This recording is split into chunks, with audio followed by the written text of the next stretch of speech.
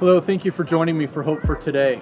So, this past week we wrapped up our series on the 23rd Psalm, and we talked about the importance of trust. That even though times are difficult, even though things may not go my way, that God is somebody who is trustworthy. We can trust Him regardless of the circumstances that we deal with. Isaiah dealt with this same issue. God had called him to speak to the Israelites about future glory, about future blessings.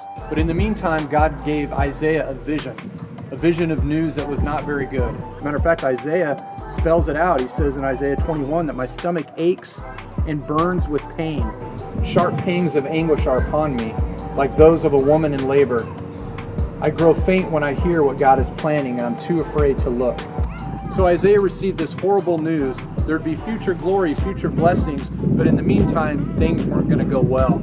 And Isaiah had to trust God no matter what. And then we read a little bit later in Isaiah 49 that Isaiah says, seems like everything that I'm doing is not working. Nothing that I'm doing is successful. And yet, in all of that, I'm going to trust God.